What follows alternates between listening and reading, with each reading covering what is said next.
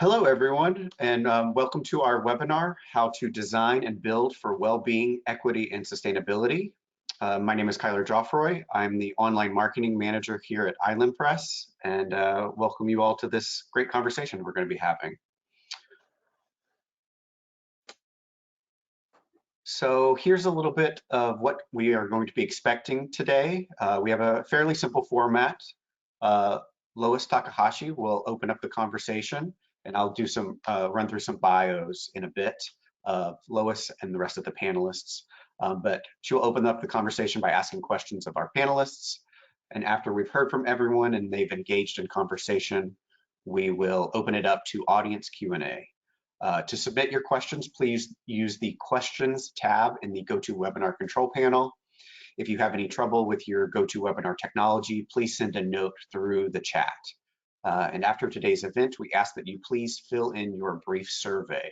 All survey responses are read and used to help inform the programming that we create here at Island Press, so your voice counts. And this session will also be recorded, just FYI. So expect to receive an email with the recording in 1 to 2 business days. This webinar, as I mentioned, is brought to you in part by Island Press. Island Press, if you're unfamiliar, is an environmental nonprofit book publisher and so much more, actually. In a world flooded with information, Island Press connects the right ideas with the people who need them to build sustainable cities and protect the natural world. Island Press's mission is to elevate voices of change, shine a spotlight on crucial issues, and focus attention on sustainable solutions like we're doing here today. And you can learn more about us and make a donation to support our work at islandpress.org/donate.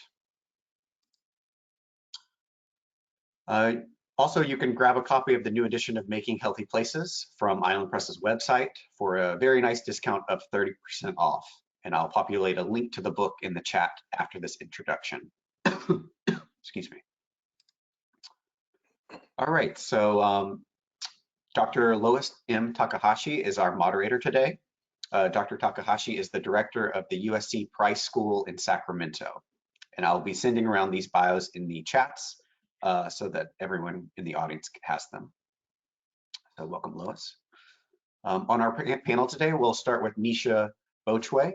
Nisha is the Dean of the Hubert H. Humphrey School of Public Affairs at the University of Minnesota.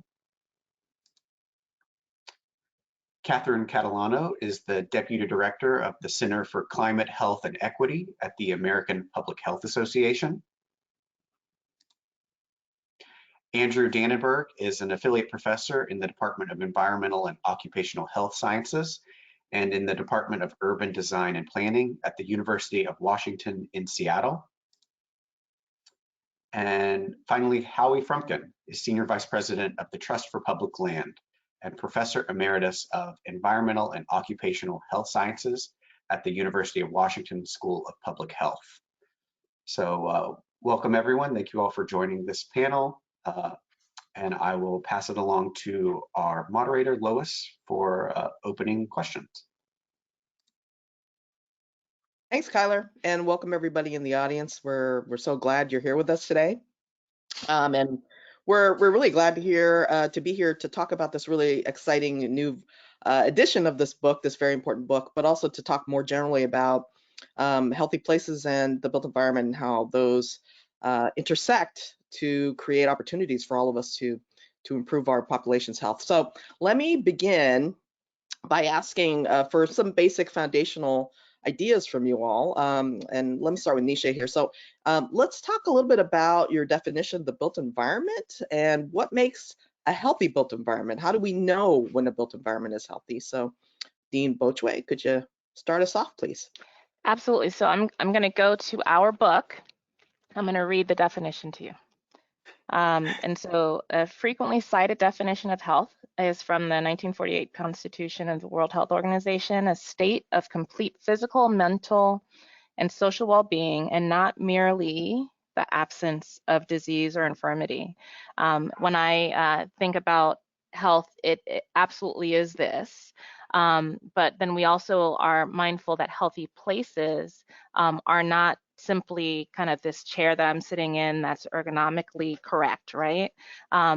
or something that is more on the scale of a community or a healthy planet. It is all of those things. And as we think about the book that we're talking about today, we're really at that scale of the community. And the key takeaway for me when I think about a healthy place is that we're in balance. That if we are thinking about a healthy agricultural environment, water and heat and all of the elements are in balance. When we're thinking about a healthy building, the atmospheric balance, the physical balance that is allowing you to interact with your colleagues in the building, to be able to walk stairs, to not only have one choice of being in an elevator, and then the community healthy environment. And so I would say that beyond the long language definitions, it's these spaces that are in balance where people can actually live a life where they can thrive and realize the outcomes that they want. Thanks for that, Nisha. That's a great way to start us out. Andy, can I get you to jump in a little bit on that? What do you think makes a healthy built environment? I look at it as one where people can have healthy behaviors. And what that means, the short version of what we do is you want to tell people to walk, they need a place to walk. And to want them to have healthy food, they need places to be able to get at it. So a lot of it is what's available. And I think one of the key messages is that in public health, we don't build those places. We don't open the grocery stores. But what we've been learning over the years is we need to work with the people who do open the grocery stores and build those places. And that's the architects and planners and landscape architects and developers and people who set the rules on zoning commissions and the whole range of decision makers. We have gradually been learning we need to work with them. No, that's really important. And actually, Howie, maybe I can ask you to talk a little bit more about how we know when a built environment is healthy, but also, as Andy mentioned, these other disciplines and professions that have really played a role in creating not only good environments, but also bad ones. So can you tell us a little bit about how you think about this healthy built environment, but also talk a little bit more about these professions and disciplines? Yeah, so I would add to what Nisha and Andy said, just a couple of things, Lois. For me, a healthy built environment can be thought of a little bit like the computer that everybody has in front of them as they listen to this webinar. It's got hardware on it and it's got software, and you need both of those things for it to work. So the healthy built environment is not just a physical infrastructure. It's not just a place physically, but it's also a social construct. So for example, when it comes to a park, we all would agree that a healthy park is one that has nice paths, good vegetation, good play structures, and so on. But on top of that comes the programming. We know that has a big impact on whether people use the park. Another feature of a healthy built environment that I know we all have thought about a lot is that it's going to be healthy for everybody, not just for some people. So at that park example that I used, if everybody feels welcome in the park and feels a sense of belonging in the park, no matter what their racial background, ethnic background, sexual preference, and so on, then it's a healthy place. And if it's only healthy for some people, it doesn't meet my criterion for being a healthy built environment. That means, getting back to your question, Lois, of the different professions that are involved, just as Andy said, the landscape architects, the planners, the transportation engineers, but then also the parks and recreation personnel who put in the programming, the transportation planners who decide whether bus routes go to deprived neighborhoods or only to privileged neighborhoods. All of the people who plan the ways in which we use the places we construct are very much a part of the built environment professional sphere as well. That's great. And talking about professions, maybe I can loop in Catherine here because APHA is an important association for those who are in the public health profession. Can you tell us a little bit about your work on climate engagement, but also some of these things that we've been talking about just now about how public health professionals are linking with the built environment in more direct ways?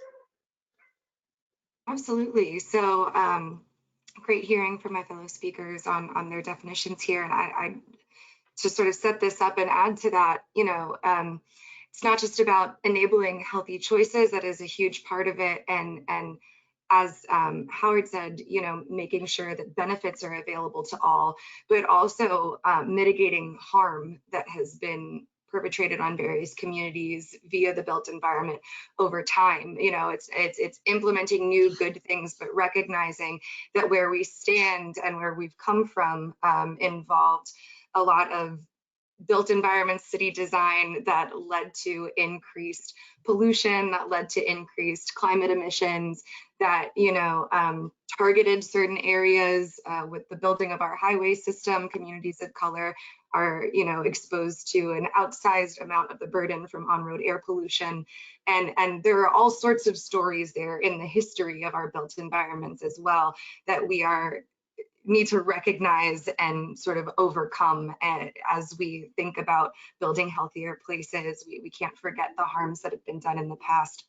And, you know, I work with public health professionals across the country, getting them engaged on issues, all sorts of issues related to climate and health. But this is a big one when it comes to making all sorts of decisions around the built environment, having that health voice in the room and that perspective of folks who think every day in the course of their work about those communities who have been overburdened and exposed, and are working to not only address the health issues that have come out of those, but are now, you know, we're at APHA, we're very interested in continuing to get those same health professionals who have all of that experience working in communities addressing harms to think about these proactive solutions that they can weigh in on and use their voices to influence. So that's really important as well. Lois, A little bit. Oh, go ahead, Nisha. yeah, if I could just add one bit, and this is with my professor hat on. I feel like I just have to give a number, you know, a couple numbers. And so when we think about what contributes the most to our health outcomes, it's not our genetics, it's not healthcare. In fact, genetics contributes about 5% to our actual health outcomes. Healthcare, only about 10%. But it's really the social conditions, the built environment, the policies, and then the choices or the behaviors that result from the built environment and the places we live, work, play in, and where we find ourselves spending our time in. The choices that result from these spaces, from the hardware, are those behaviors. And so it's the social conditions and the behaviors that contribute about 85% to our health outcomes. And that's why this work is so important. It's the healthy places that lead to healthy outcomes. And we are just really excited to be able to speak to such a diverse audience today about this. No, it's really important. And actually, maybe I can ask you about these ideas, some of which have been around for a while, but some of these have new sort of expressions. Tell me a little bit, Nisha, I'll start with you, about what this new edition is what in it is different from what you were thinking about a decade ago when the first edition came out. Well, you know, I have to say, when the first edition came out, I was very early in my career, and Howie and Andy were the people, and Dick Jackson and Jim Salas and others were the people who I thought, oh my gosh, if I could only have a conversation with them, then it would be a great year, not even a great day. And so early on, we were proselytizing that there is a connection between health and the built environment. And, you know, you go out and you believe it, right? We were proselytizing about it. And then we were able to grow the research evidence from just a very few articles, really initially centered around physical activity, to a research foundation that hits issues of COVID and healthcare and healthcare settings, housing, education, social capital, mental health, a host of topics that not only say there is a connection, but what the connection is. And what this second edition does is it gives you the tools on how to execute on that evidence to actually create the healthy places. Thanks for that, Nisha. It's a really, I do remember those early days, and I do remember Dick Jackson running around talking about why the built environment was so important to people. Andy, what are your recollections about this first edition, and now we've come 10 years forward? What's different about all of this that we're talking about now? It's been fun watching the field grow. And sort of the early years, Dick Jackson and Howie and I were all at CDC, or Howie was at Emory initially, looking at these areas and trying to see what would it take to grow the field. And a lot of that had to do with reaching out to those other professions, talking to American Planning Association, Transportation Research Board, the landscape, architecture, and these other groups, and kind of building those connections. And so that really has been great over really about 20 years doing that. So when we wanted to get the very first book was one that Howie, Dick, and I guess Larry Frank did on urban sprawl and health. And as we worked on the first edition of this book, we could say, well, certainly more than just urban sprawl. There's a whole range of issues related to healthy places. I've been teaching a course on health and built environment for, I guess, 10, 12 years here at University of Washington. Nisha has taught a course a number of years about, I guess, University of Virginia and at Georgia Tech. And we've used this book since it came out. The students seem to enjoy reading it, but each year I was hearing a little more of, hey, this book is getting out of date as it got to be 10 years old on the first edition. And so we were getting feedback from the students on every chapter. And so we had ideas of where it needed to go. And we were actually able to incorporate some of that feedback into the second edition.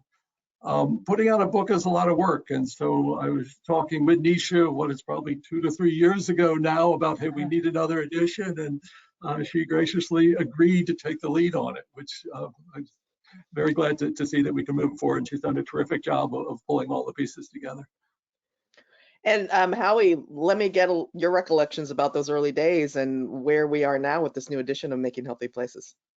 Well, thanks, Lois. Very little to add to what Nisha and Andy said about the growth of the field, but I want to focus on how the world has changed over the last decade, because that very much informed our thinking about the next edition of the book.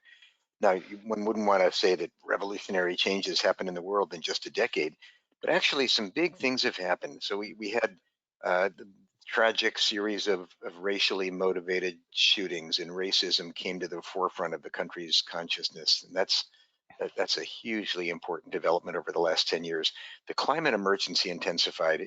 We were in a climate emergency 10 years ago, let's be clear, but more and more people have realized it over the last 10 years because of our failure to act expeditiously when we should have. So that's front and center now in our thinking. The political polarization and the loss of social solidarity in the country has intensified a lot in the last 10 years. And that invites us all to think about built environment solutions as part of the response to that issue. And then COVID happened, and COVID had lots of implications for the built environment and very much informed our thinking about the subjects in the book. So not only has the field grown, and that's all for the good, but the world is a very dynamic world, and we've seen a lot of change in the last 10 years that has to be part of our thinking about the places we make. Thanks Lois, for that. I'll add one more, and that is the current volume has a significant increase in the diversity of contributors by race, by gender, by discipline, and by geographic location. So we have contributors from all over the globe. We have an abundance of new examples and case studies from low and middle income countries, examples from Ghana, Nigeria, South Africa, Australia, including faraway Atlanta, Georgia, and other places. So this book is a significant, was a significant lift, and we think it's a really fantastic gift to the field. So tell me more about that, Nisha. I mean, when you're thinking about what's important for people to understand, practitioners, researchers, students, about what makes a healthy place, what was your thinking about going further out? Because you go further out, you can go less deep maybe. So what were the choices we're making and trying to get more of a diverse kind of set of ideas into this new edition?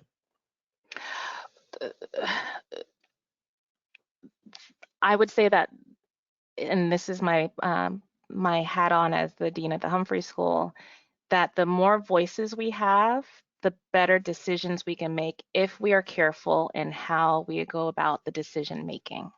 And so having examples from South Africa, having examples from Australia, having examples from around the globe, from Bogota, Colombia, and other places. When I think about ciclovias, so open street programs that many of those on the call have either experienced or have read about. We know that this came from Gil Penalosa and a lot of the work that he did with 880 cities and expanding this work around the globe. There are an abundance of examples that many of us may not be aware of, examples around healthy home construction in on the continent, and how do we do that in a low resource environment in a way that allows residents to navigate the heat and the environment and remain safe and deal with malaria and a whole host of things. And how does that apply to environments in the US where we're going to see an increase in mosquitoes and dampness and a whole host of things as a result of climate and extreme weather events? And so having this diversity of perspective, experiences, and just knowledge and intellect really allow us to be more prepared with the interventions that we create in the US context for those of us who are on this call, the panelists, and then to be able to provide examples for good interventions as we continue to go out.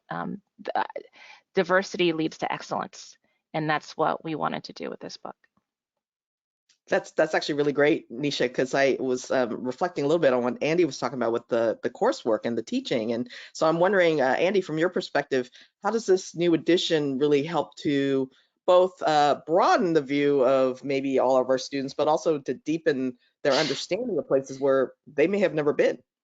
Yeah. I think just following up on what Nisha said is we don't need to be so US centered, that we are clearly in a global economy and global environment, and that ideas, while we certainly have some in the US that might be used well elsewhere, we do have a lot to learn from other parts of the world. And particularly now that communications is so easy, and we talk to people in many countries around the world almost as easily as we do somebody in our own city, there's every reason to have that communication. As we give talks and teach, trying to bring in those examples internationally has worked well, and our classes now have many more international students in them. So in the discussions in the classes, we routinely are hearing examples from the countries that people came from. So it has worked out well to have more international in there, and that area still can continue to grow. No, that's really exciting. And Howie, let me ask you, your day job, you're leading this interesting group, and I'm sure in that work that you have to explain to other people that are not very knowledgeable about or understand sort of the role that the built environment and the kind of the world out there, the natural environment, plays in our health. How do you think a book like this can help those kind of folk understand all these interconnections, which are complex and sometimes kind of difficult to understand sort of on the first run? Thanks, Lois. Trust for Public Land focuses on parks and green space. The projects that we do as an organization are parks themselves, green schoolyards, community schoolyards, trail systems, and then large tracts of land. In each of those cases, there are clear health benefits to the populations who have access to those places. Mental health benefits, physical health benefits, spiritual solace. Not only that, we understand more and more that parks and green space, as I said earlier, are not just physical infrastructure, but they're social infrastructure. They're places for communities to come together and to become more empowered. Not only that, we understand more and more that natural climate solutions are one and the same as parks and green space. We make cities more resilient and more equitable. And I'm talking about climate equity now, that the parts of cities that are most nature deprived are often very much the same parts of the cities that are most vulnerable to climate disasters. So we get multiple solutions out of the same strategy often, and that's one of the magical elements of built environment strategies. We can address health issues, we can address community strengthening, community economic development, we can address climate resilience, and that's actually not hard to sell a multifold solution to somebody. at a time when resources are scarce and we need to solve as many problems as we can simultaneously. Mm-hmm. That's a really great point. And Catherine, you know, your work at APHA is really in the center of all this. So can you tell us a little bit more about your climate engagement work and how that provides tools and knowledge for the members of APHA, but also for the broader audience out there that we have today? Absolutely. So we, you know, Climate Center, we're in a big national organization and we do quite a bit of engagement on federal policy and providing sort of very broad educational resources for public health professionals, for the general public, for students. We have lots of educational initiatives. And when it comes to these issues we're talking about today that are very place-based, you know, we've started to engage through our network of state affiliates across the country who are able to sort of understand their local impacts better. I mean, everyone is experiencing the climate crisis. We are all not experiencing it the same or to the same severity. So in advocating for solutions and designing solutions, it's so important to engage with the communities that are being impacted. Which is sometimes hard to do when you're sitting in DC at this, you know, big national office.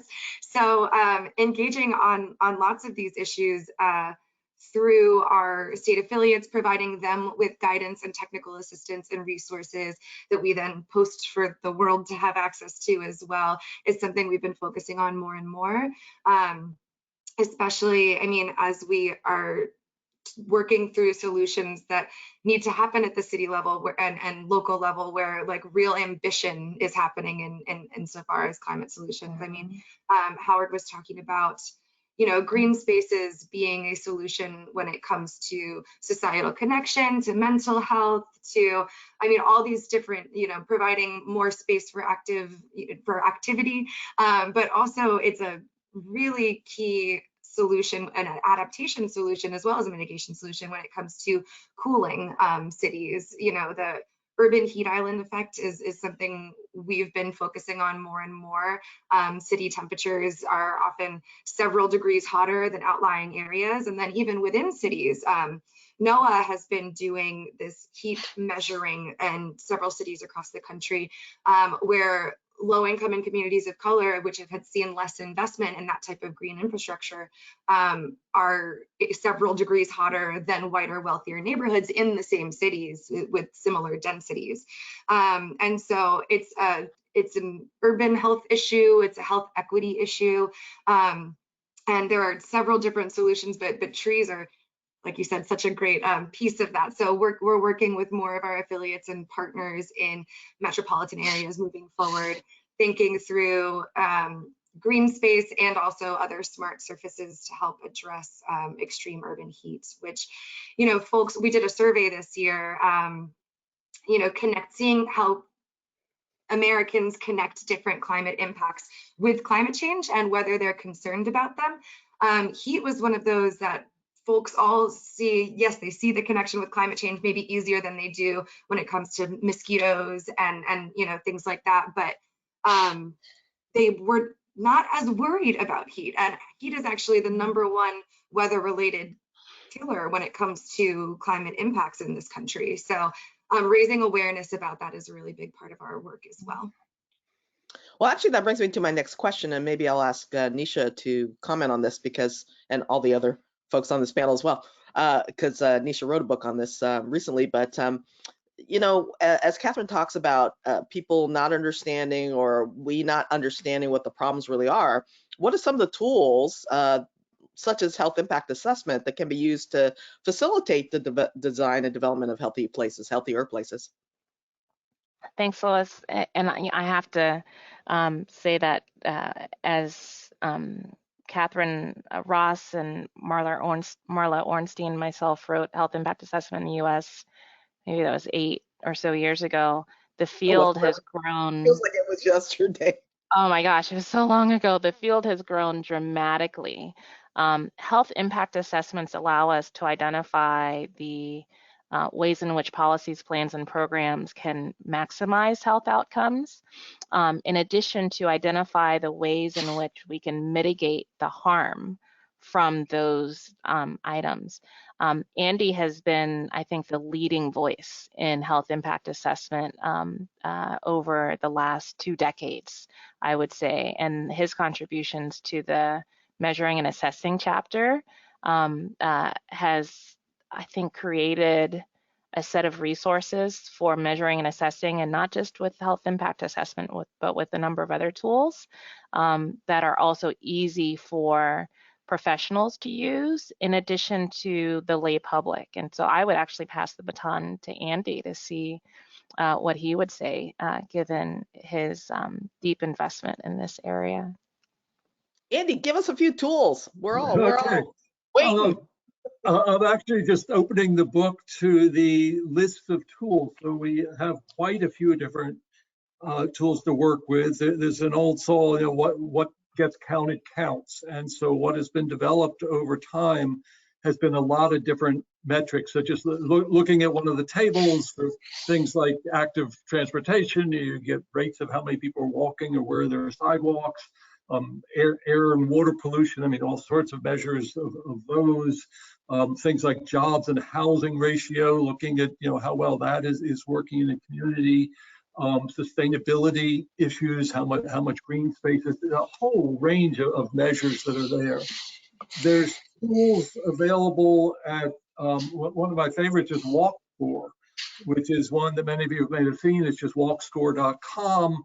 And it was a very nicely developed program put together by Matt Lerner, where it gives you a score of 1 to 100 of how walkable a given neighborhood is. What we have found since he developed it is then the scientists have been using that as a measure, and there's now long lists of publications that have that walkability score compared to lots of other factors. And so just having that tool allows research to be done, but it also starts to influence choices being made. So now there's a number, in fact, the tool was bought out by a real estate firm, and it now is possible on many real estate listings to say what is the walkability and bikeability and transit ability of a particular site. And so that if I'm going to go buy a house or look for a place to live, I can start considering that walkability and bikeability as part of my choice. And I think just having those tools really makes a difference.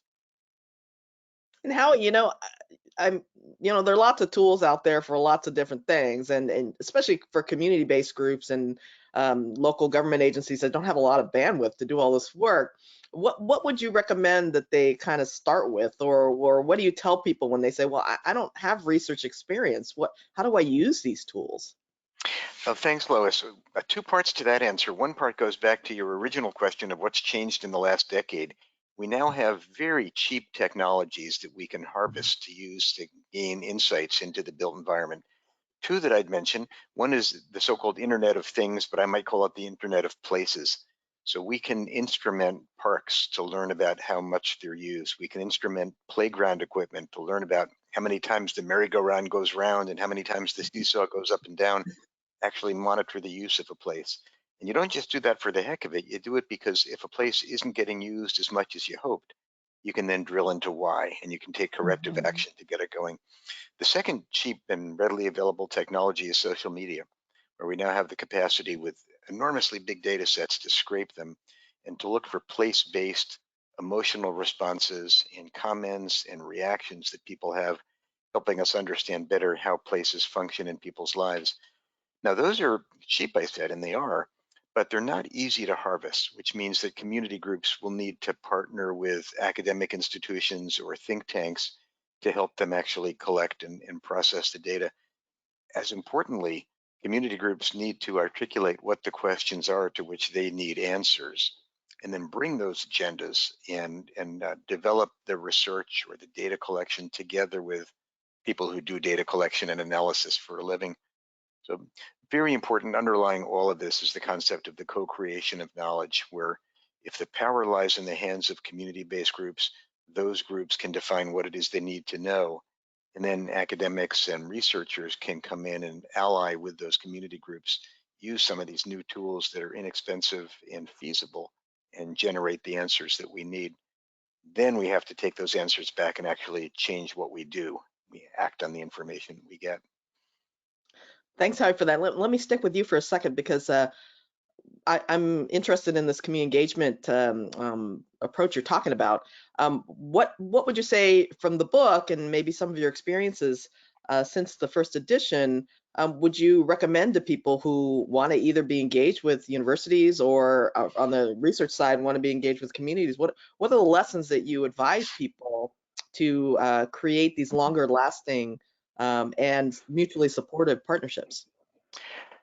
Boy, we have an expression at the Trust for Public Land, which is not a play on the words of our title, but it's an expression that stands on its own, and that is move at the speed of trust. So if you're a researcher or a non-governmental organization, form relationships with community groups and build that trust. That can take years. So I'd caution any organization that wants to go in and build a playground or build a bike trail, don't just parachute in and try to build that thing. If you really want it to end up being social infrastructure and not just physical infrastructure, that means that the relationships and, importantly, the power balance has to be right. So take the time, build the relationships. There needs to be an authentic partnership where community voices hold sway. And then those who have technical skills or analytical expertise need to ally their skills with those of the community priorities. Out of that trusting relationship comes a successful project. I just spent yesterday at a large park on the west side of Atlanta that is a stormwater catchment area and a community asset. And that park came out of years of community organizing and community building led by members of that community, but assisted by park professionals and others. It's just the way that those projects ought to happen. Well, Lois, I would love to just jump in and give a quick example that ties Howie's comments to health impact assessments. And so I'm thinking back to a few years ago when I worked on a health impact assessment in Birmingham, Alabama, and we divided some of our stakeholders up by way of our seniors, youth, and then working professionals. And I was with the kids. I love being with the kids. And as we were around a map and they were, indicating areas of concern and places that are safe and they like to go to, and railroad crossings, because this was a focus on their framework plan, and this community was considered a trained-in community because the railroad tracks essentially closed off the community. The kids just noted that, yeah, the railroads and these other things are concerns for us, but we really didn't understand or don't understand why when we're at the pool at the beginning of the day, for summer, by the end of the day, the water is like brown or black.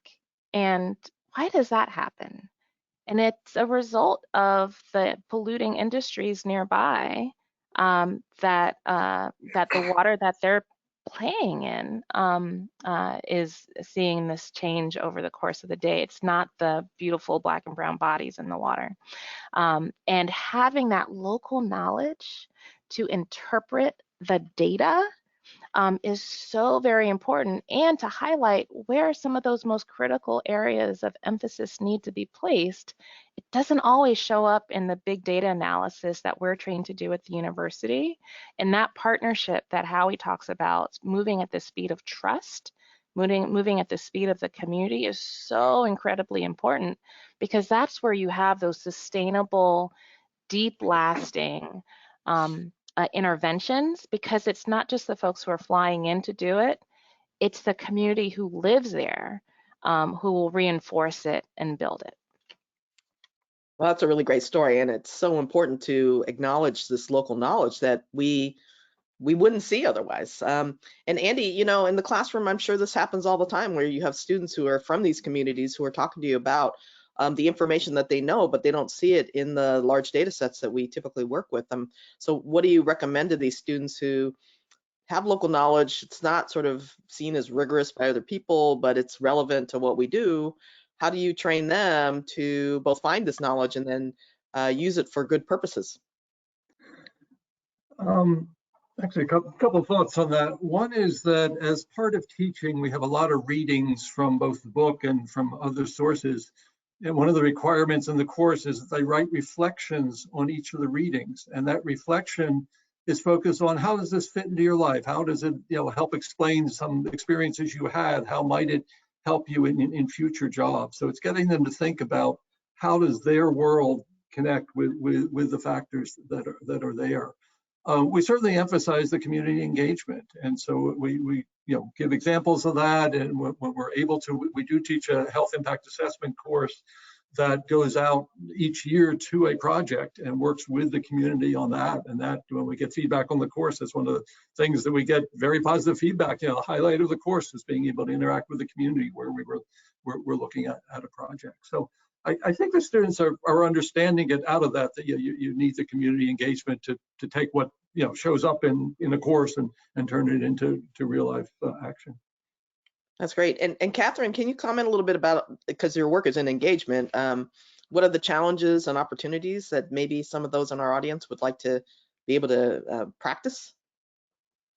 Absolutely, yeah. This theme of not just meaningful engagement of a community, but, letting them really lead and identify solutions and really valuing that lived experience and that localized knowledge comes up a lot in our work.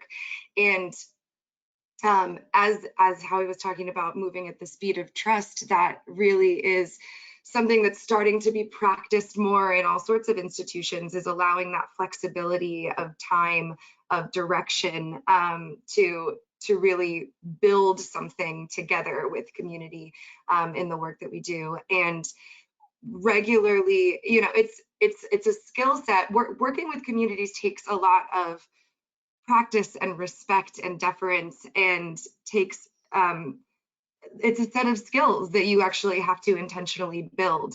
Lots of folks think I'm a good researcher, so let's just go do this together, but it's really building trust is, I think, one of the most important things we can learn how to do in this work, and is something that we need to take the time and effort to learn how to do.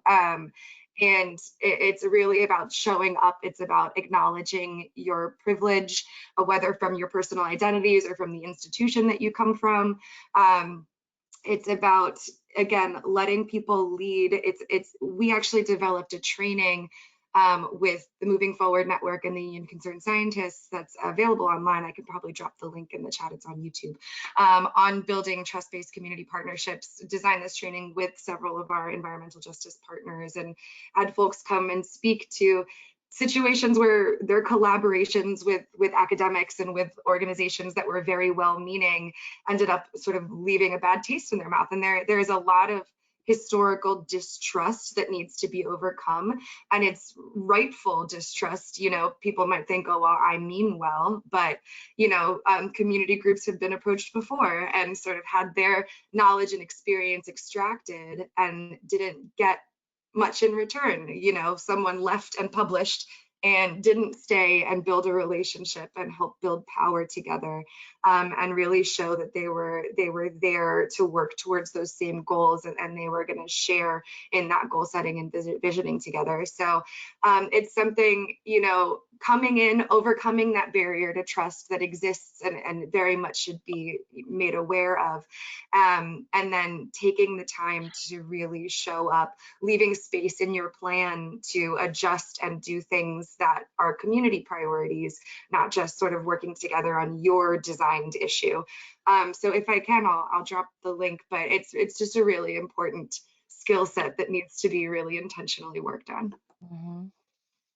No, that's really important. And we all have been in situations where other teams have come in and sort of not helped with building trust relationships. And so, I think a lot of the work that we all have done in the past, all of us on this panel, is really to help repair those relationships out there between the research community and communities that are dealing with a lot of issues. And so maybe I get to that a little bit, because a lot of our frontline public health workers have been dealing with a lot of stressful issues out there in the community. They've not only had to deal with the pandemic, but this idea that there's been pushback, I think Howie pointed to polarization. I mean, a lot of our public health leaders have been threatened. It's been a very difficult time, I think, for the public health profession out there.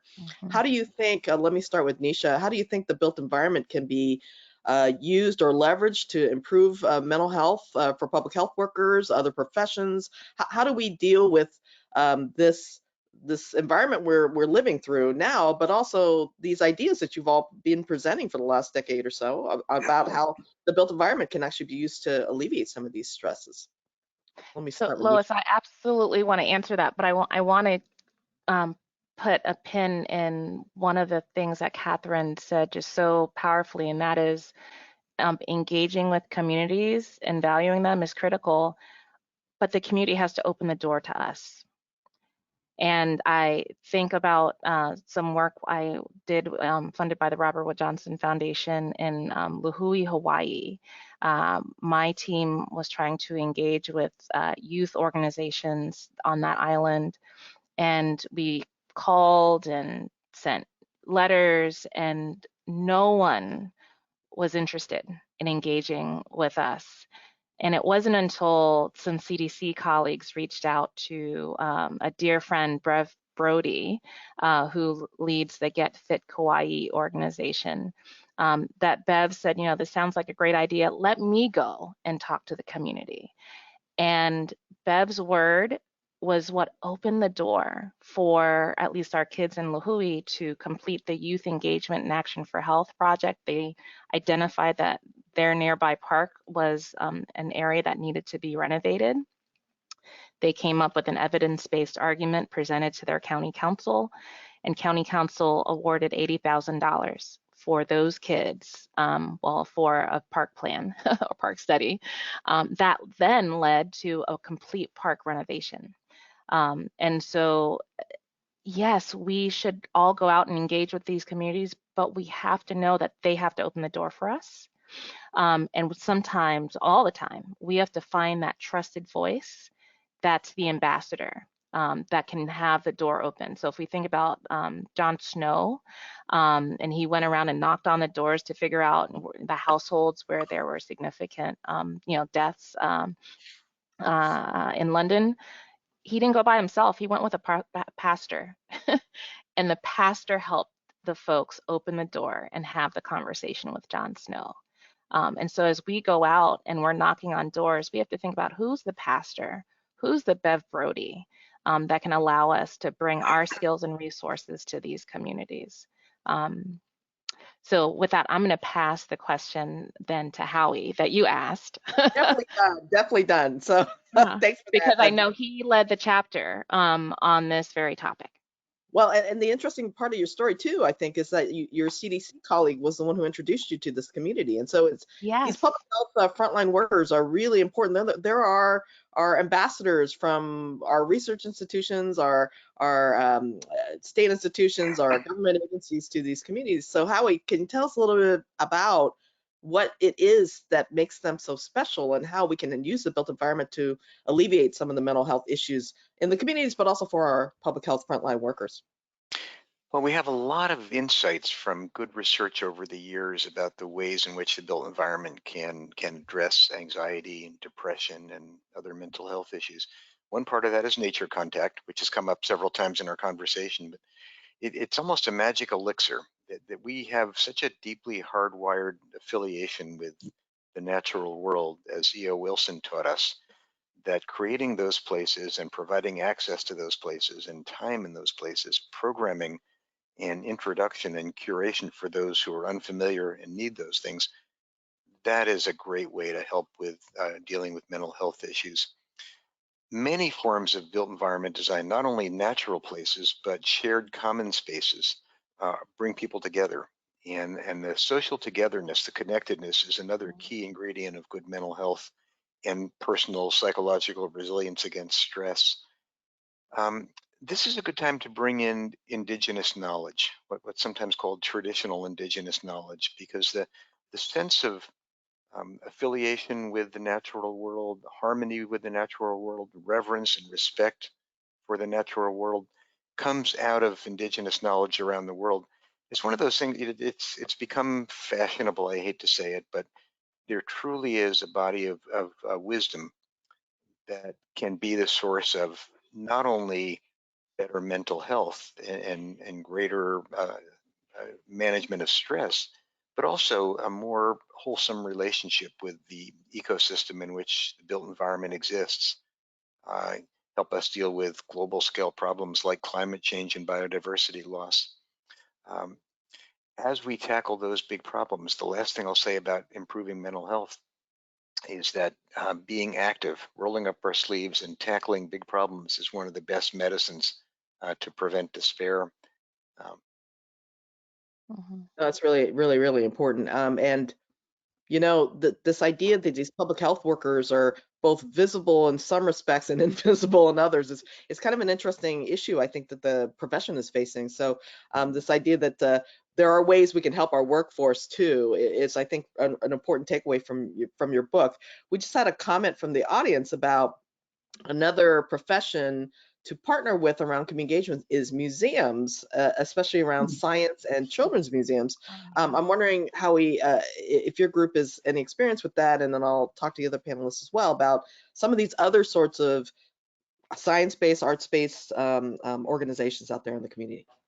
Well, I think that's a great point, and I would, as a friendly amendment to that question, I would add to museums, libraries, and public art and culture.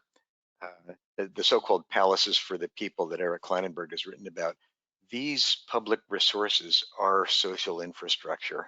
They're places of learning, they're safe places, they're places that by their routine operation open the doors to everybody. So these are key parts of a built environment ecosystem in which people can thrive. Andy, in some of the work that you're doing in the classroom, what sorts of community groups have you been working with your students? Mainly for health impact assessments, because we do a project with the community for whatever. Each year we get a different project and it works. So that's been anything from planning departments to departments of transportation to parks departments to a whole range there. I wanted to add one thing to what was just mentioned in terms of working on the mental health part, and that is that we need to have those other professions engaged with messaging. And so while we may have some ideas of how to get the better built environment to promote health, we need to have the sociologists and the psychologists and the communication specialists and the social media experts, all of these others who understand and can better communicate what some of these messages are. Because we're more of, well, here's the science, here's the number, here's the p-value, but that doesn't change behavior. And so we need to have those collaborations. And one of the things that's been fun about this field is that range of other people that we get to work with. And in teaching, the class often has people from social work and public policy and landscape architecture, and along with the usual architecture and planning and public health. So it's been a lot of fun how interdisciplinary the field has been. And Catherine, maybe I can turn to you a little bit about APHA and reaching out to other disciplines, because a lot of people are trying to kind of be a part of this whole healthier places sort of effort. So what have you been doing at APHA, and what has APHA been doing to sort of reach out to other professions and other disciplines and other organizations that don't seem to have health in their kind of moniker, but are really doing things about health? Yeah, absolutely. We generally talk about how everything is health. Almost anyone's work can be tied back to, can be related to health. Honestly, the same can be said for climate, especially, pulling it back at the very beginning of our conversation when Howie said the world is changing and climate change is, and is becoming less politicized and people are more aware of it. It's because we're all experiencing it. I mean, it's for a very bad reason, right? It's because the crisis has been intensifying. It's because we've all seen very close hand harms, and we're starting to really connect with the more human elements of it. Way back in the day, all of the imagery was polar bears and ice caps, and now it's becoming just more widely understood as a huge human health crisis. And we've seen, as a result in that growth and understanding, just a lot more, interdisciplinary groups and different stakeholders reaching out to us. We reach out to folks too, but we're just getting a lot more interest in our resources. We're trying to translate them and get them, into more formats and more places for folks to find them as like general communication resources. When you talk about partnering with, say, museums or libraries or schools or things like that, we developed, we're working on finalizing and releasing more broadly a curriculum for sort of guest lectures on climate and health that tie in a lot of these different things we've been talking about today. For health professionals to bring into classrooms, and we're planning on doing outreach to teachers, I think, and librarians and other educators. I think museums are also a great place to share these sorts of resources with. It's all about making those connections and reaching out as far as you can, but knowing that this isn't news to anyone anymore, and making those connections is becoming easier, and folks are more eager and interested to like join this effort and work together on it. And because it is also these are all such huge issues that feel insurmountable unless you're working in coalition and unless you're sort of building towards solutions with all sorts of different people. And the more voices you have at the table, the more possible suddenly progress feels. And that's why when we talk about, solutions around all of these health issues related to the built environment, and we talk about all of these different professions that are, potentially connected, it just feels, with all of these groups coming more and more to the table, it feels so much more, our goals feel so much more achievable, even as the doom and gloom of everyday climate communication and talking about how things are intensifying and trying to communicate that urgency. There is quite a lot of collaboration and hope that comes from that as well. I love the hope angle on this too. Oh, Nisha, go ahead. Well, there's one other space, and that's the virtual space, right? So if we think about where our kids, maybe our grandkids, are spending a lot of their time, it's in this virtual world. And while I love museums, I love libraries. Oh my gosh, I love libraries. My son loves Minecraft, and so, thinking about ways that we can interject the kind of curriculum that Catherine's talking about in these virtual environments where they're building healthy communities. UN Habitat partners with Minecraft to create, with preteens, healthy community building. So they are learning about how to design healthy places in their own environments. And this is not necessarily only in high-income countries. This is across the globe, and so it's one of the big lessons for me as I think about the move at the speed of trust is move at the speed of trust where the community is, and the community and the future of our planet are our kids. And we really need to be mindful of engaging that segment of our population, scaffolding opportunities for them to practice and learn and play. So then as they move into the profession, this is natural to design a healthy place. Why wouldn't we have sidewalks on both sides of the street? Let's make a change, because that's how I built my Minecraft neighborhood. We should just build my neighborhood like this, where I actually live in the physical realm. And then we have opportunities for people to do training with the VR systems, right? To go through and learn how to train and do on-the-job training using VR. That's a new form of or application of technology. Might we use that as well to educate and engage youth in all aspects of our community on what it feels like to engage and live and move through a more healthy environment, even if that's patterned off of the environment they currently live in? What does that now look like? So let's think about using the virtual and the technological advancements that we've realized to really move this work forward. Actually, let me get Howie and then Andy to talk about that too, because Howie, you mentioned social media. So how are we thinking about this virtual set of resources out there and how they can interact with the built environment to create better health?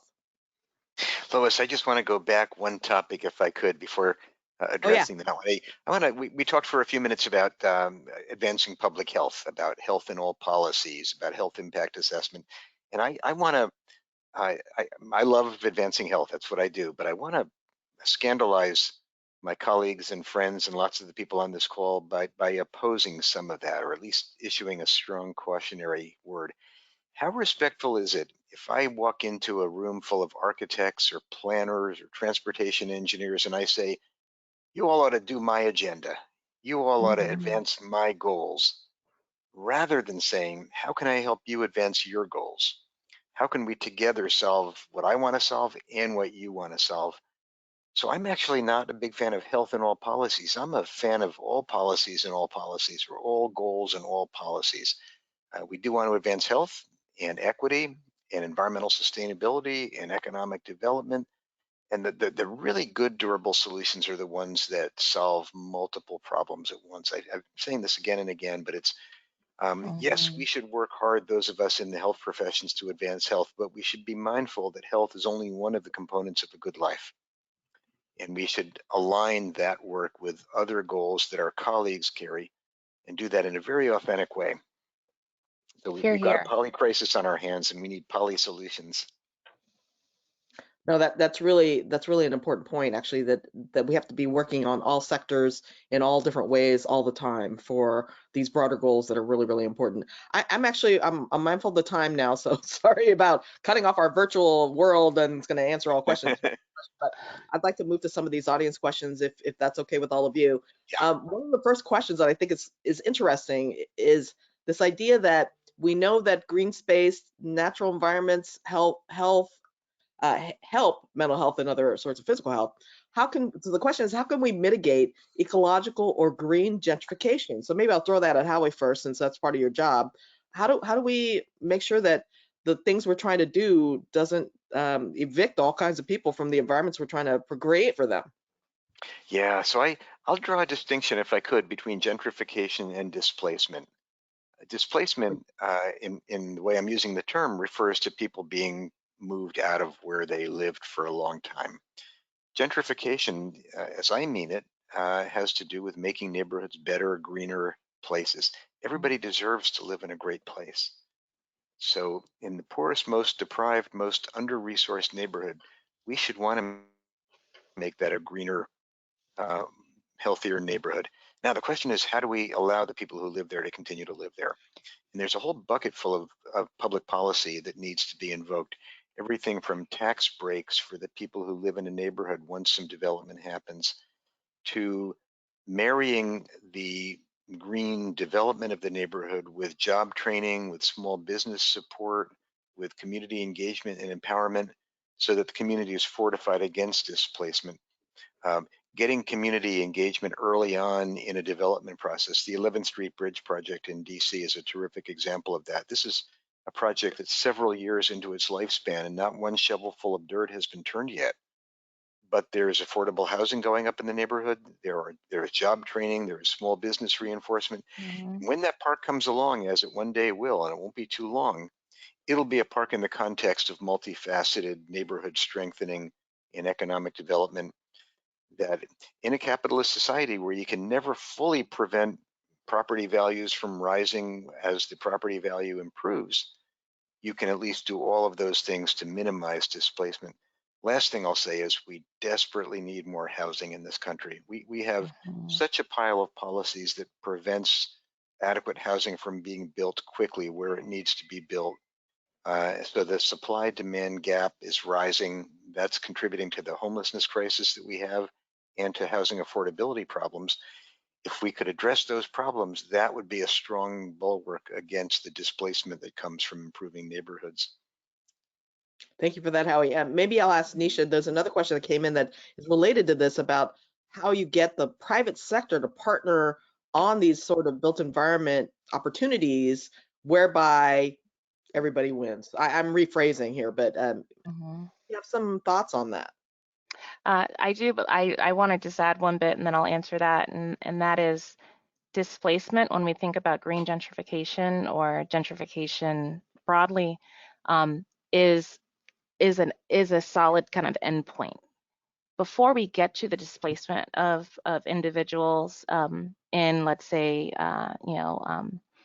areas where you've seen an investment in parks and green space, those individuals who are vulnerable to displacement also realize poor sleep.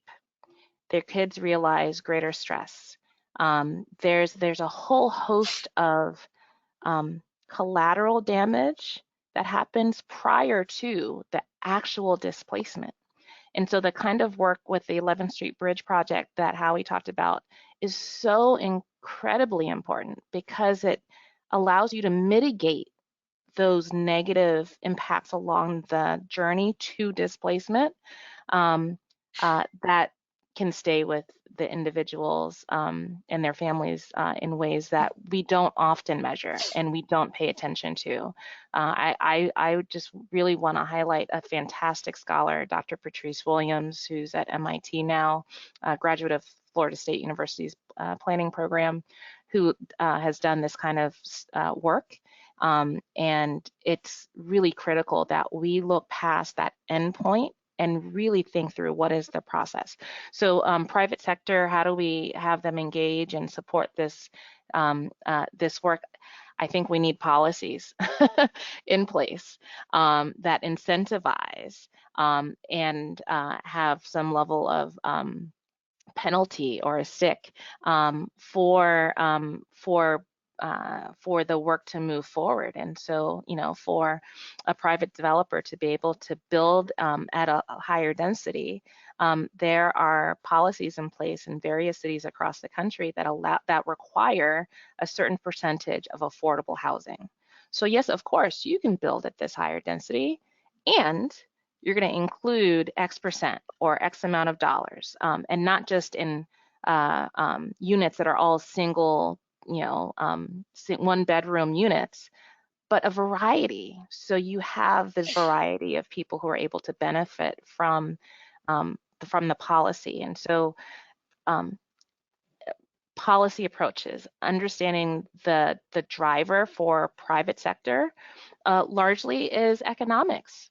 And so how do we make sure that the economics works for them to partner in these healthy placemaking endeavors, in addition to making sure that the things that are being proposed in those policies for that partnership to actually meet the needs of the community.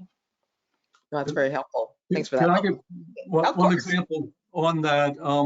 And it really is incentives and disincentives, as Nisha is saying. And we have a project here in Seattle called Yesler Terrace, which had some old low-income housing that really needed to be torn down and redeveloped. It's on prime land near downtown. The developers would love to have had the land.